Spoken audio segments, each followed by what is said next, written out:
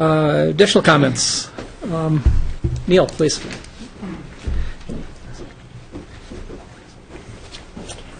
Thank you, Mayor Steve.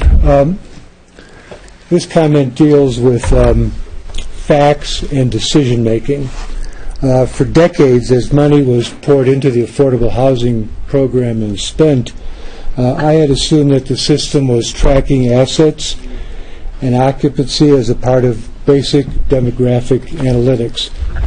I was wrong.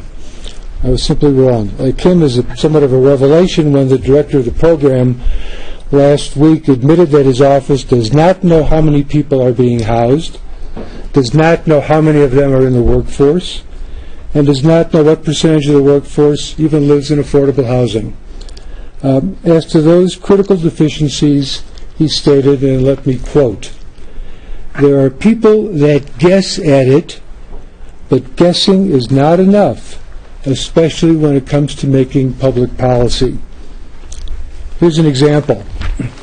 Just today, Councilmember-elect Miserow, writing in the Aspen Times, said the following: "Housing is number one. We will house those that build this community and 60% of our workforce." A lofty goal, but it begs the question. Without accurate data, how do you know when you've got to 60%? How do you even know what you have now?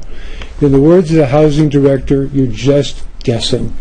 The program director went on to indicate that the need for such a database goes back to the 1980s, and he put it squarely on the table for this council and for the Pitkin County commissioners. He said, nobody seemed to take that to heart. So it's a decades-old problem. To its credit, the City Council has twice funded for the development of a management system, but without any bidders falling within the budgetary limit. And we're told now that for the third time an RFP is out on the street for bidding. But at least it seems from this point of view that the housing program is falling into Einstein's definition of insanity. And that should just not be allowed to continue. So here's a modest suggestion. Why not pause? We've got strike two, and from the reports, strike three is the pitch has been delivered already. Why not take a pause and take a look at the scope of that RFP and determine whether or not past mistakes are going to be repeated? Perhaps the project, as going out to bid, is simply too big. Perhaps it's simply too ambitious.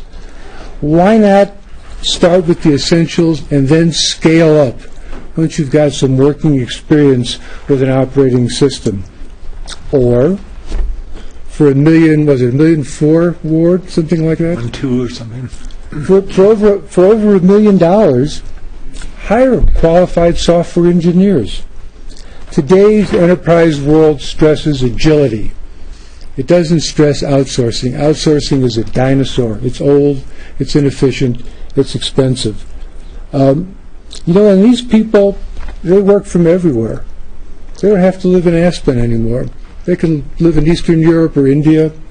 They can work on the beaches. That's just a fact of life today. Now, every candidate in this last election has stressed affordable housing. But knowledge via accurate data is a critical piece, and that piece is simply missing. Why not bring the issue forward and prioritize it now? Otherwise, I hate to be cynical, otherwise Aspen is simply no better than Atlantic City. Just keep building casinos and keep building them until they go bankrupt, and then we say, I guess we've built enough. That's not the way we should operate. Yeah, good. Thank you very much. Good. Thank you, Neil. Thanks, Neil. Thank you, Neil. Good.